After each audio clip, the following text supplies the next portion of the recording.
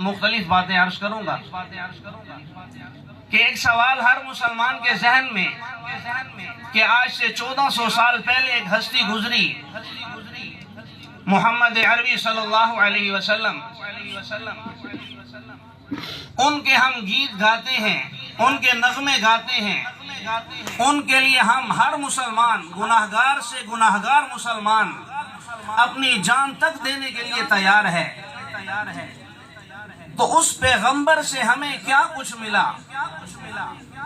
ہمیں حضور سے کیا ملا کہ ہم ان کے لیے اتنا کچھ کرنے کے لیے تیار ہیں؟ تو یہ دو چار باتیں عرض کر کے اجازت چاہوں گا۔ علماء نے لکھا ہے کہ آپ صلی اللہ علیہ وسلم سے ہمیں تین چیزیں ملی، ایک کتاب، دوسری سنت اور تیسرا امت۔ کتاب ہم سب اپنے گھروں میں تلاوت کرتے ہیں، قرآن پاک، اس کے فضائل و مناقب بے بہا ہیں۔ عبداللہ بن مسعود رضی اللہ تعالیٰ عنہ کی روایت ہے کہ اگر کوئی شخص قرآن کا ایک حرف پڑھتا ہے تو اس پر 10 نیکیاں لکھی جاتی ہیں۔ اگر کوئی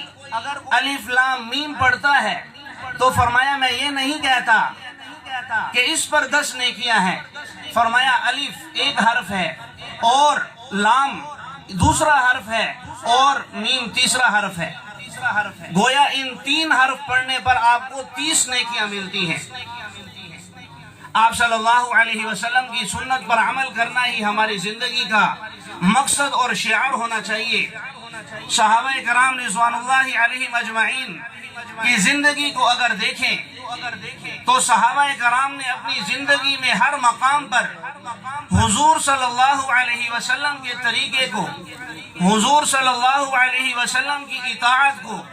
حضور صلی اللہ علیہ وسلم کی اتباع کو مقدم رکھا ہے۔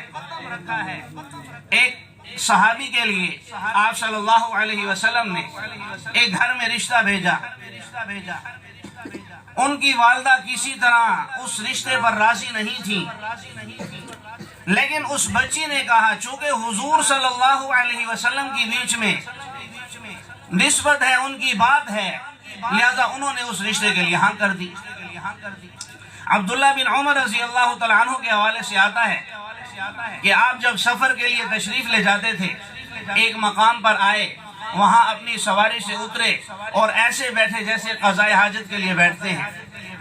لیکن قضاء حاجت نہیں کی۔ بعد میں پوچھا گیا، فرمایا کہ محمد صلی اللہ علیہ وسلم جب یہاں سے گزرے تھے تو انہوں نے یہاں قضاء حاجت فرمائی تھی۔ اس بات میں بتانا یہ مقصود ہے کہ فرائض و واجبات اور سنن و نوافل تو اپنی جگہ، صحابہ کرام رضوان اللہ علیہم اجمعین کی زندگی کا یہ پہلو ہے کہ آپ صلی اللہ علیہ وسلم کی ہر بات میں، آپ صلی اللہ علیہ وسلم کے مستحب اعمال کے اندر بھی آپ صلی اللہ علیہ وسلم، ان صحابہ کرام کی یہ خواہش تھی کہ ہم آپ صلی اللہ علیہ وسلم کی اتباع کریں، خواہ وہ جنگ کا میدان ہو، خواہ وہ نماز کا معاملہ ہو، روزوں کا معاملہ ہو، خواہ کوئی بھی عبادت ہو، خواہ وہ دنیاوی معاملات ہوں۔ ایک شعر پر میں اپنے کلام کو ختم کروں گا، حضرت تشریف لائیں گے، ان کے بیان میں تاخیر نہ ہو، اس لیے ایک شاعر نے کہا، صحابہ کرام رضوان اللہ علیہم اجمعین کی ترجمانی کرتے ہوئے فرمایا کہ تاریک شب میں سحر پیدا کر، رات کی تاریکی کے اندر روشنی پیدا کرو، اگر ظلمتیں ہر طرف چھائی ہوئی ہیں تو اس میں روشنی کو پیدا کر کے لوگوں کو صحیح راستے کی طرف لاؤ، تاریک شب میں سحر پیدا کر، جو دین کے کام آئے وہ سر پیدا کر، کثرت کو دبانا ہو اگر قلت سے۔ آج ہم یہ سنتے ہیں کہ مسلمان بہت کمزور ہیں،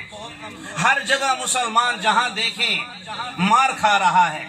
خواہ کشمیر میں ہو، چیچنیا میں ہو، بوسنیا میں ہو، لیبیا میں ہو، کسی بھی علاقے میں دیکھیں، شام اور عراق کا کیا حال ہوا ہم سب جانتے ہیں۔ آج مختلف قوتیں اس بات پر جمع ہیں کہ کسی طرح پاکستان کے اندر بھی فرقہ واریت کو ہوا دے کر مسلمانوں کو آپس میں لڑایا جائے، پاکستان کے اندر خانہ جنگی جیسے حالات پیدا کیے جائیں، تو ہم الحمدللہ قلیل ہو کر بھی کفر کے اوپر بھاری ہیں، لیکن ہمیں صحابہ کرام رضوان اللہ علیہم اجمعین کی ان کے نقش قدم پر چلنے کی ضرورت ہے۔